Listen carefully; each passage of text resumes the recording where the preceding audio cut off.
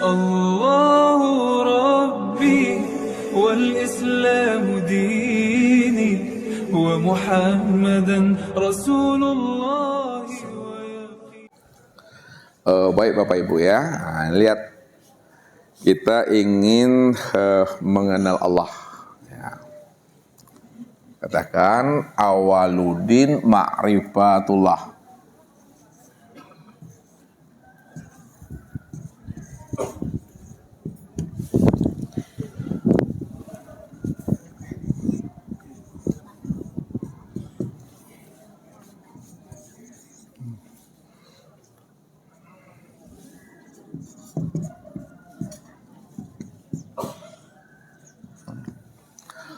Awal agama itu adalah mengenal akan Allah.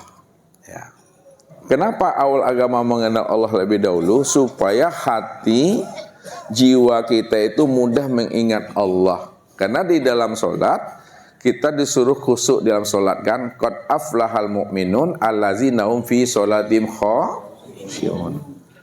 Beruntunglah orang-orang yang beriman karena mereka dalam sholatnya khusyuk.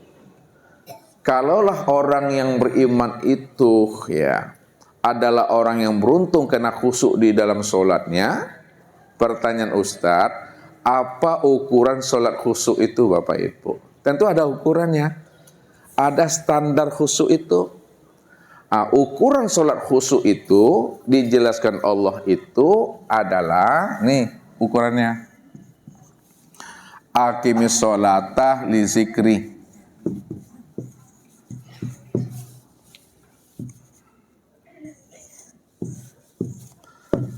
Ukuran sholat khusyuk itu adalah mengingat aku. Ingat.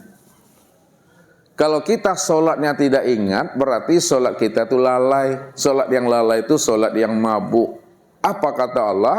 Wala taqrabus sholata wa antum sukara. Jangan ya kamu dekati sholat apabila kamu dalam keadaan mabuk. Orang mabuk itu tahu enggak apa yang diucapkannya, Bu? Tahu enggak apa yang diperbuatnya? Enggak. Karena dia dalam keadaan mabuk, tenggen bahasa ustadznya. Jadi kalau orang tidak tahu ya hakikat siapa yang membaca, siapa yang berdiri, siapa yang ruku, siapa yang sujud dan siapa yang duduk, itu mabuk itu. Jadi wajib kita ini mengenal hakikat rahasia sholat itu. Jadi supaya kita bisa ingat Allah, maka wajib kita terlebih dahulu mengenal akan dirinya. Ya, wajib kita mengenal dirinya, bukan hanya sebatas mengenal namanya Bapak Ibu. Karena Allah tuh mengatakan, wa minan nasi may ya'budullaha ala harfin. Ada sebahagian daripada hambaku manusia ini, dia menyembahku, dia beribadah kepadaku, dia mengingat aku, katanya sebenarnya yang disembahnya, yang diingatnya bukanlah diriku. Akan tetapi yang diingatnya, yang disembahnya itu adalah asma Allah, tulisan Allah, huruf dan lafaz Allah. Pertanyaannya, apakah huruf Allah, lafaz Allah, tulisan Allah itu yang Allah Bapak Ibu? Apakah itu yang dikatakan Tuhan? Siapa yang mengatakan huruf Allah, lafaz Allah, huruf alif lam lam ha itu Tuhan katanya, itu yang ditanamkannya di dalam pikirannya, itu yang dihunjamkan ke dalam hatinya, berarti selama hidupnya dia telah menjadikan asma huruf Allah itu menjadi berhala di dalam dirinya. Ini berbahaya. Jadi kita wajib mengenal diri yang punya nama. Karena diri dengan nama itu tak pernah berpisah cerai. Nama dengan diri tidak pernah berpisah Bapak Ibu. Ya, Bapak Ibu kan punya nama nih kan? Punya kan Ibu? Ustaz mau nanya ini. Ya, kalau ibu-ibu tak dapat, tak boleh pulang sebelum dapat. Nama Ibu letaknya di mana? Di KTP, di KK, pada suami atau pada cucu. Namanya letaknya di mana? Halo. Di mana letak namanya, Bu? Di KTP, kalau hilang KTP-nya enggak bernama lagi. Di mana? Di mana Bapak-bapak? Di mana? Nah, kalau hati Bapak diambil sama orang, enggak punya nama lagi tuh. Inilah contohnya. Mudah kan, tapi sulit untuk menjawabnya. Nah, nama Bapak Ibu itu, letak yang sebenar-benarnya itu adalah di diri. Kalaulah nama Bapak Ibu letaknya di diri, yang mana diri Bapak Ibu yang sebenarnya? Nah, kalau Bapak Ibu tidak mengenal diri, dipastikan insya Allah Bapak Ibu tidak akan tahu diri nantinya. Karena tak punya nama itu. Begitu. Jadi al-ismu wal musamma wahid. Nama dengan diri yang punya nama Esa nggak pernah berpisah cerai. Contoh, ketika Bapak Ibu mengatakan spidol, ya, apakah spidol itu yang ini wujud dirinya atau yang ini? Nih, berarti nama spidol yang kita sebut itu ada wujud dirinya. Inilah dia. Disebut namanya mik, apakah ini yang mik atau yang ini?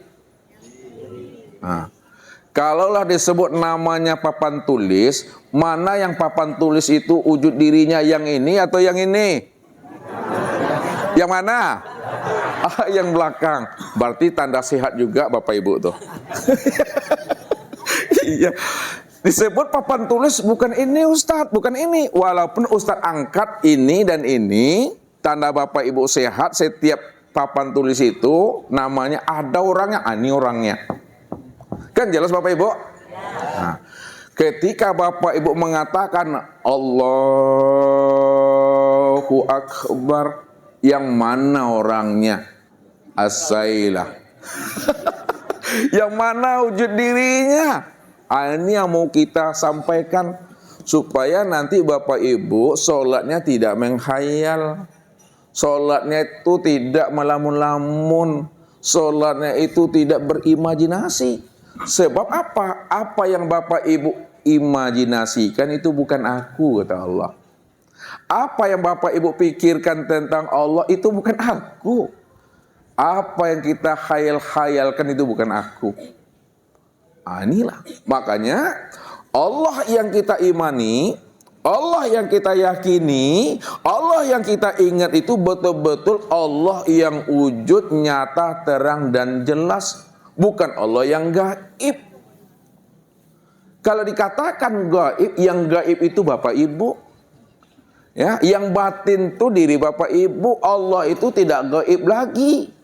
Allah itu tidak batin lagi. Allah itu benar-benar wujud nyata dan terang sejelas-jelasnya. Apa kata Rasulullah?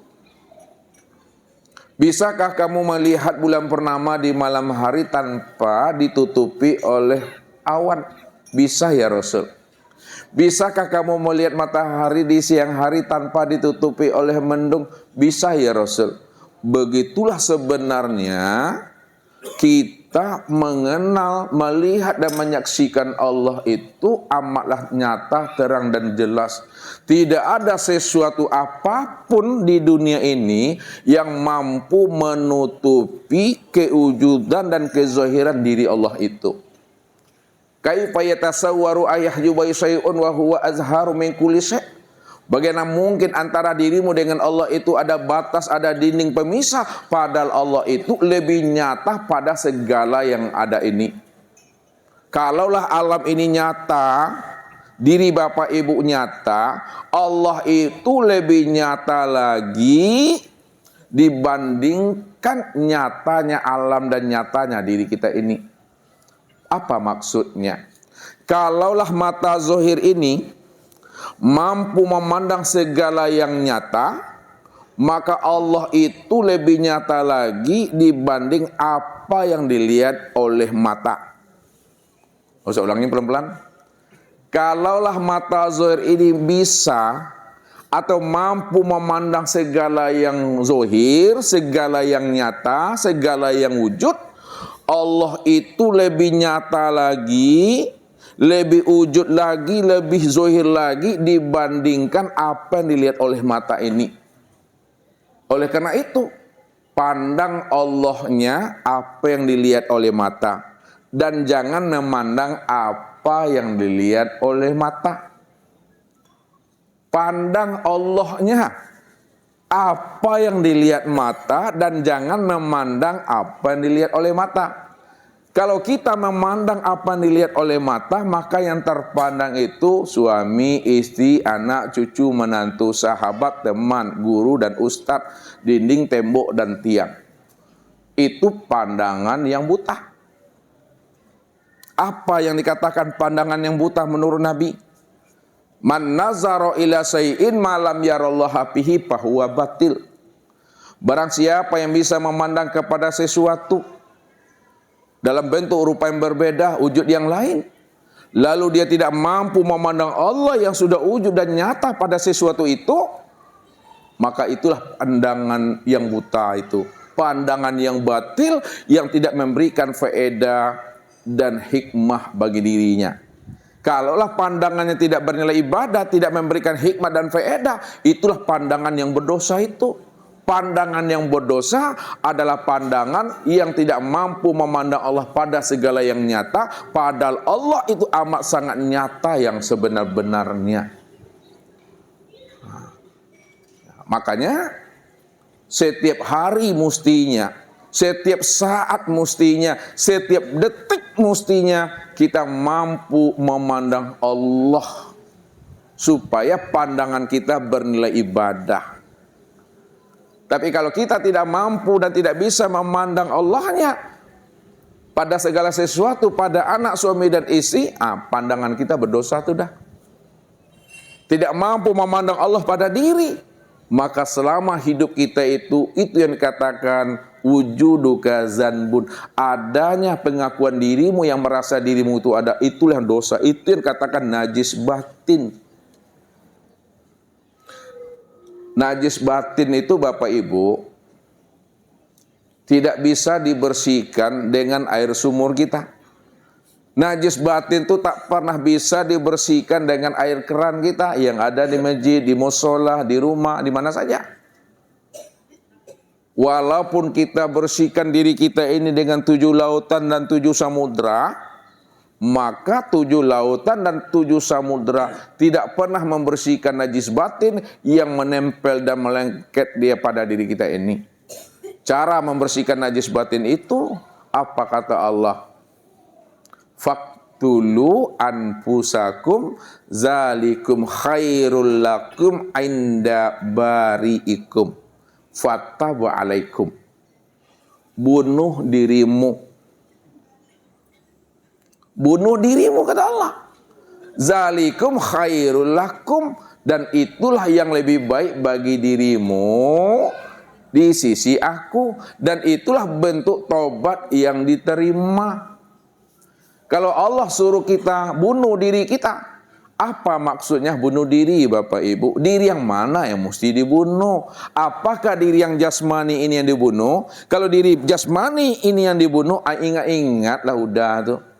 Ingat-ingat abang awak, ya bakal pedong innalillahi wa inna ilaihi rajiun. Jadi yatim, jadi piatu anak nanti itu. Tapi yang dibunuh itu kata Allah, bunuhlah keakuan dirimu yang merasa dirimu itu ada.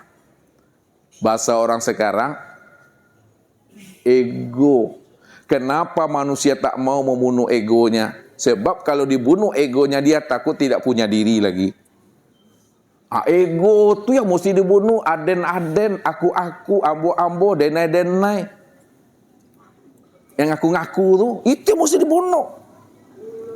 Yang merasa wujud, yang merasa melihat, yang merasa mendengar, yang merasa berkata, yang merasa mengetahui, yang merasa berkuasa, berkehendak dan hidup, itu yang dibunuh di dalam hidup ini. Bunuhlah diri itu sebelum datangnya ajal. Bunuhlah diri itu sebelum datangnya Israel. Bunuhlah diri itu sebelum ruh itu melepaskan akang cangkangnya. Ini yang dikatakan Nabi. Mutu anfusakum qabla antamutu. Bunuhlah dirimu. Matikan dirimu sebelum dirimu mati. Maksudnya sebelum ajal datang, sebelum Israel tiba, sebelum ruh itu melepaskan akang cangkangnya. Jadi orang yang mau membunuh dirinya, keakuan dirinya, maka dialah yang lepas daripada najis batin itu. Kalau tidak, solat pun kita, maka solatnya kita itu Allahu a'lam bisawab, tidak akan diterima Tuhan itu. Kenapa? Diri kita dalam keadaan najis. Najis besar, Bapak Ibu, junub tuh dah. Kita kalau junub, solat kita Bapak Ibu sebelum mandi besar, sah dah solat kita tuh? Enggak. Sekarang kita tidak junub zahir, tapi kita berada dalam keadaan junub batin. Junub batin itu disebabkan karena kita tidak mengenal Allah. Itu yang dikatakan dosa, yang disebut syirik. Jadi syirik itu Bapak Ibu bukan hanya meminta sesuatu selain Allah. Syirik itu bukan hanya memohon dan minta pertolongan selain Allah. Akan tetapi syirik itu ketika masih ada diri yang lain selain diri Allah, disitulah letaknya syirik itu. Kalau masih ada diri yang lain selain diri Allah, itu syirik itu. Maksudnya apa? Ketika kita mengatakan bahwa diri kita ini yang wujud, diri kita ini yang melihat, diri kita yang mendengar, diri kita ini hidup, ketika itu sudah terjadi namanya syirik. Allah wujud, kita bersifat wujud juga. Padahal wujudnya kita diwujudkan Allah. Allah wujud dengan sendirinya. Allah hidup, kita merasa hidup pula. Padahal kita ini hidup dihidupkan Allah. Allah itu hidup dengan sendirinya. Banyak kita ini mengatakan la haula wala quwata illa billah. Enak didengar, enak disebut, ya, bermain kata, bergelut-gelut di bibir. Kadangkala tanpa kita sadari Bapak Ibu, kita sudah memperolok-olok Tuhan. Di mana letaknya tanpa kita sadari kita sedang memperolok-olok Tuhan? Pada saat kita sudah mengatakan la haula wala quwata illa billah, pada saat kita beribadah, beramal, lalu kita pula lah yang merasa diri kita ini beribadah dan beramal. Padahal diri kita tidak ada. Diri kita ini lemah, papah, bodoh, mati. Merasa pula kita yang beramal, disitulah wujud kazanbun itu, kita sudah merampok hak Allah dan kita sudah memperolok Allah itu. Ini yang dikatakan oleh Allah, fawailul lil musallin, neraka wilah bagi orang yang sholat. Yang mana? Orang itu adalah lalai di dalam sholatnya. Jadi neraka wil bagi orang yang sholat itu bagi orang yang merasa dirinya yang beramal, merasa dirinya yang sholat, merasa dirinya yang berbuat. Tapi bagaimana caranya? Supaya kita tidak merasa diri kita beramal. Maka bunuhlah diri kita. Kalau sudah dibunuh diri kita, tidak ada diri kita lagi. Maka beramallah, beribadahlah. Walaupun Bapak Ibu beramal dan beribadah, tapi tidak ada lagi keakuan diri yang merasa diri itu beramal dan beribadah itu. Itulah amal ma'rifat, itulah amal daimun, itulah amal yang wusul sampai kepada Allah itu. Wajib mengenal Allah tuh. Lalu bagaimana jalan mengenal Allah? Lihat. Untuk mengenal Allah itu, ya, wajib kita ini mengenal diri.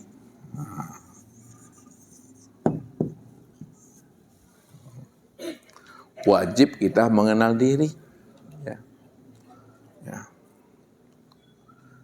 Kalaulah mengenal Allah itu wajib mengenal diri, sementara Bapak Ibu tak kenal dengan diri, bagaimana mengenal diri itu? Kita ingin kenal Allah, jalannya mengenal diri. Kita sendiri tak tahu diri kita itu yang mana. Kalau kita tidak tahu yang mana yang sebenar diri tadi pada diri kita, maka wajib Bapak Ibu belajar mengenal mati.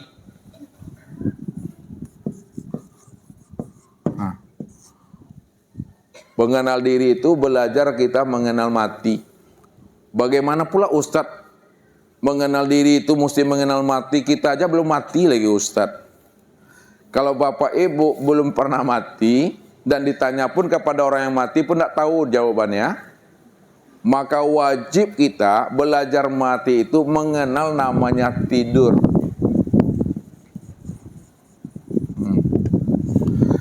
Kenapa belajar mati itu mesti mengenal tidur? Nabi katakan an-naum akhul maut.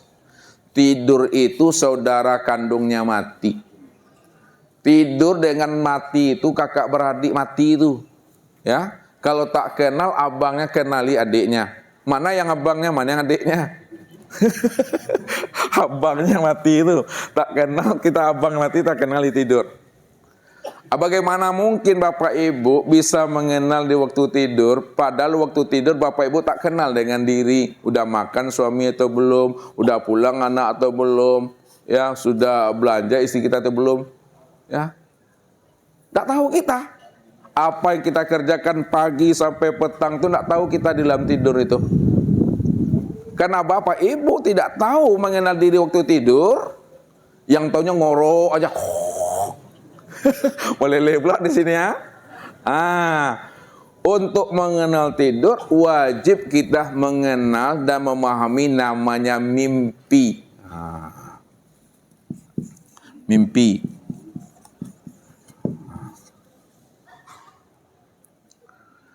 Bagaimana Bapak Ibu memahami mimpi? Bapak Ibu pernah mimpi kan? Lihat, ketika Bapak Ibu mimpi pergi ke rumah ayah bunda, pergi ke rumah teman, sampai rumah ayah bunda kita makan, kemudian pergi rumah teman main futsal, ya bapak-bapaknya, ya main futsal selesai keringat-keringat, kuliah kita mandi. Pertanyaannya, ya, yang mana mandi yang tidak basah dengan air, makan tak pakai mulut, ya mengambil tak pakai tangan, berjalan tak pakai kaki, ya ke rumah ayah bunda pakai kaki kan? Tapi kita berjalan pada itu tak pakai kaki, mandi tak basah dengan air itu. Nah, yang mana yang sebenarnya? Padahal Bapak Ibu masih dalam keadaan ngorok juga di atas tempat tidur baru. Yang berjalan tidak pakai kaki, yang mengambil tidak pakai tangan, yang makan tidak pakai mulut, yang mandi tak basah dengan air, ya. Padahal Bapak Ibu batang tubuh masih di tempat tidur, masih ngorok juga. Itulah yang sebenarnya namanya ruh nih ya. Nah, ini yang ruh itu. Ruh itu yang rahasia diri Bapak Ibu. Makanya kenali ruh itu. Kalau kita sudah mengenal ruh, insya Allah kita bisa mengenal akan Allah. Itulah maksudnya. Man arofa nafsahu faqad arofa rabbahu. Lihat. Man arofa nafsahu faqad arofa rabbahu. Siapa yang kenal dirinya, pasti dia kenal akan Tuhannya. Nah, sekarang yang diri Bapak Ibu tadi ini yang ruh nih ruh. Nah, ini yang ruh. Nih, siapa yang kenal dirinya, arti yang ruh, nah, maka pasti dia kenal Tuhannya. Pertanyaannya, siapa yang sebenar ruh itu? Ruh ini kan baru sebutan tuh. Ya, nah, lihat. Yang sebenar ruh itu, ya, itu yang disebut namanya dengan hayat. Nah, hayat.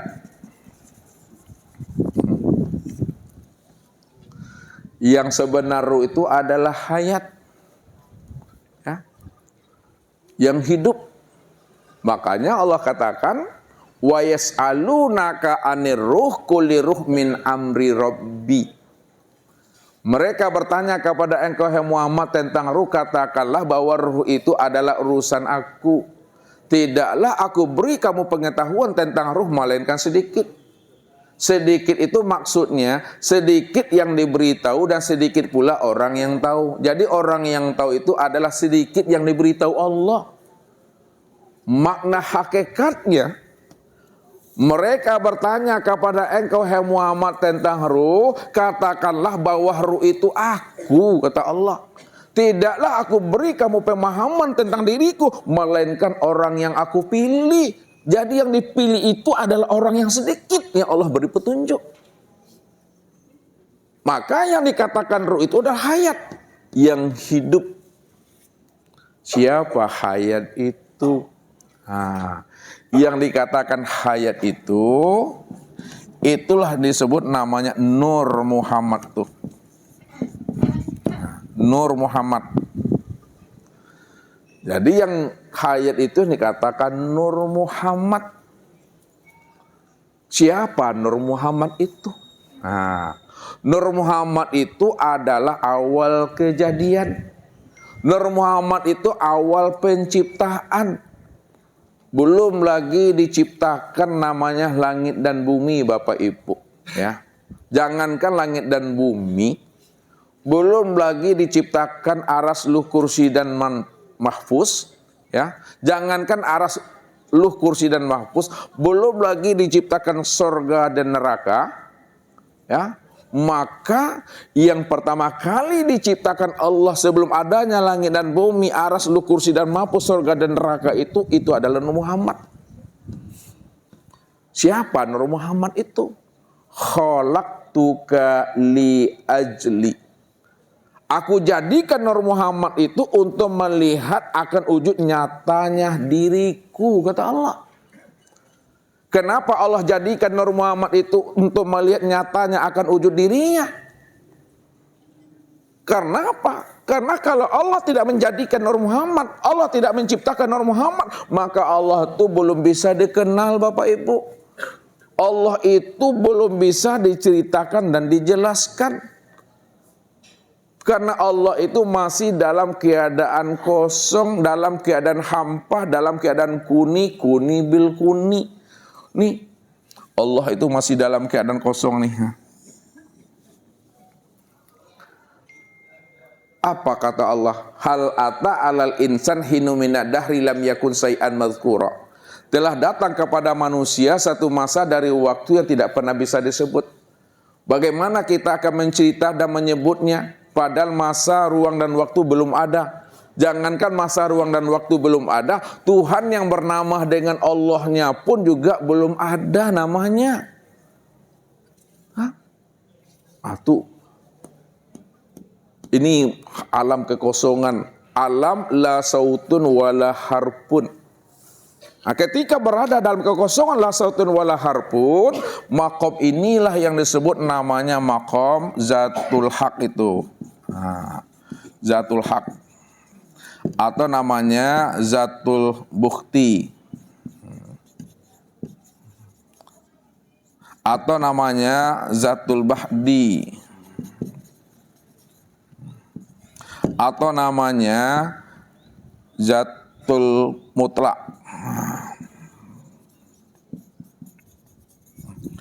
atau namanya zatul bihal, atau namanya wujud hakiki, atau namanya hu. Zatul haq, zatul bukti, zatul bahdi, zatul biha, wujud mutlak atau hu. Ini hanyalah suatu istilah saja untuk menghantarkan pemahaman kita. Hanya dia cuma satu-satunya yang ada. Hanya dia satu-satunya yang ada. Kata-kata satu-satunya yang ada juga belum ada. Yang ada itu hanya dia semata-mata. Kata-kata hanya dia semata-mata itu juga belum ada. Nggak bisa disebut. Kata-kata yang tidak bisa disebut juga nggak bisa disebut, Bapak Ibu. Gimana Bapak Ibu menjelaskannya tuh? Itu diam tuh. Kata-kata diam pun nggak ada, Bapak Ibu. Cukup diyakini dan diimani. Cukup diyakini dan diimani pun nggak bisa disebut. Kosong betul, kosong-kosong. Tapi dia nyata tuh, dia ada. Contoh saja nih, Ustaz mengantarkan sedikit nih. Ini apa namanya Bapak Ibu? Mic. Ya. Ada atau tidak nih? Ada. Sekarang Ustaz letak di sini.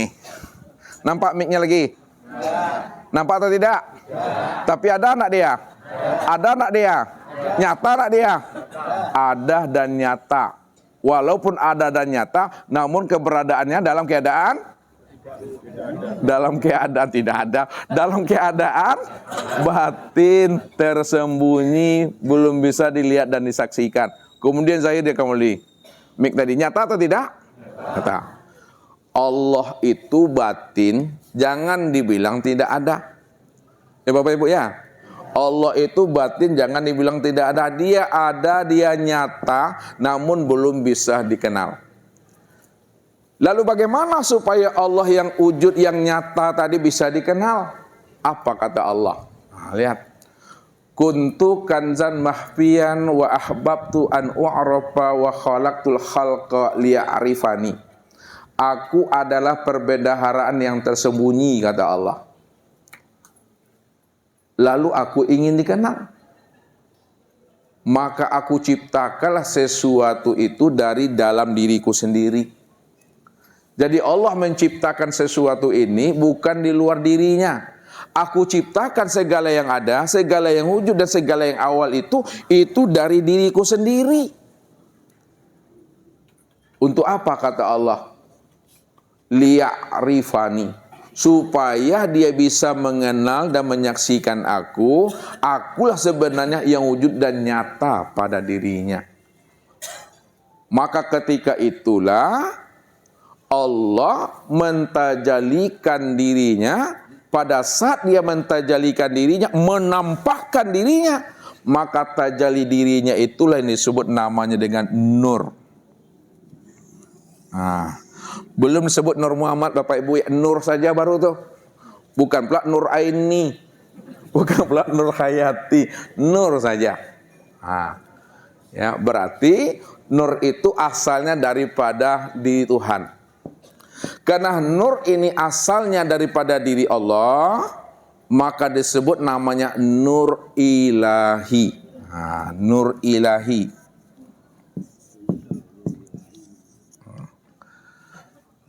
Kenapa dikatakan nur ilahi? Karena asalnya daripada diri Tuhan.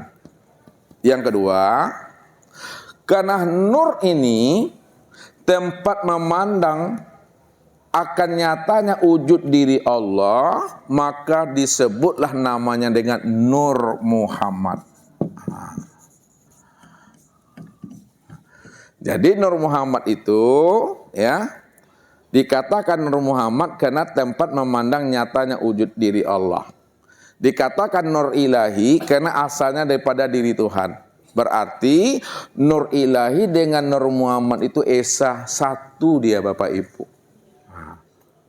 Itulah rahasianya. Khalaqtuka li ajli. Aku ciptakan nur, aku jadikan nur untuk melihat nyatanya akan diriku, kata Allah. Kalaulah nur itu tempat melihat nyatanya akan diri Allah, maka Bapak Ibu, jangan Bapak Ibu artikan nur itu dengan cahaya. Tidak boleh nur itu diartikan dengan cahaya.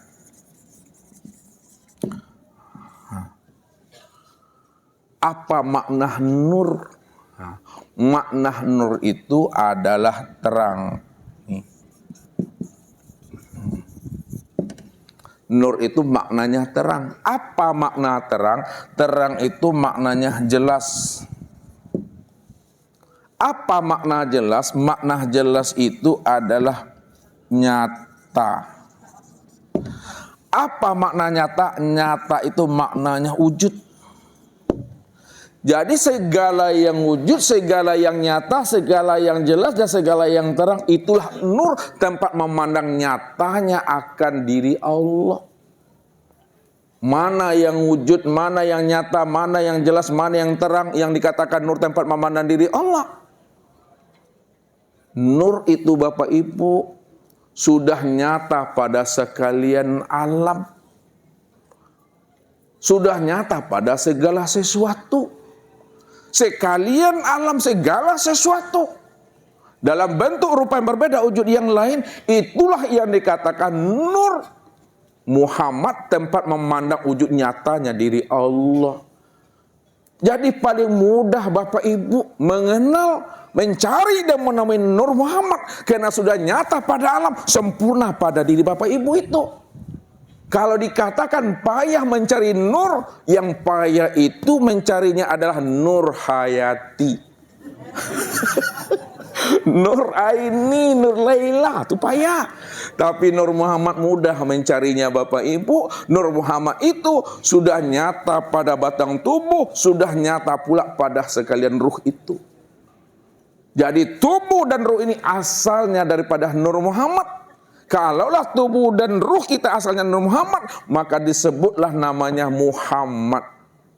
Tapi bukan Nabi Muhammad, Bapak Ibu ya. Nah, ini lihat kalau Ustaz bicara tentang Nur Muhammad, jangan pikirnya kepada Nabi Muhammad dulu. Nah, yang nyata, tajali itu. Sempurna dia pada diri kita itu. Nah, makanya yang ruh itu dikatakan hayat, hayat itu adalah nur. Siapa nur? Nur inilah yang disebut namanya rahasia zat Allah. Ya. Mana yang dikatakan nur itu rahasia zat Allah? Dikatakan nur itu rahasia zat Allah karena nur inilah yang dikatakan sifat Allah itu, Bapak Ibu. Nih. Nah, nur itu sifat Allah. Sifat Allah yang mana? Sifat ma'ani yang 7 itu. Nih.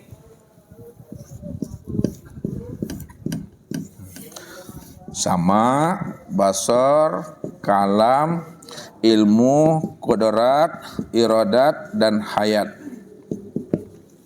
Sama, basar, kalam, ilmu, qudrat, iradat, dan hayat itu, ini yang dikatakan sifat Allah. Apa kata Allah? Wa sifati la ghairi, sifatku itu tiada lain adalah aku, kata Allah. Kalaulah sifatku itu tiada lain adalah aku, maka Nur Muhammad sebagai sifat Allah tempat memandang akan nyatanya rahasia diri zat itu semata-mata. Allahu Rabbi wal Islamu dini wa Muhammadan Rasulullah.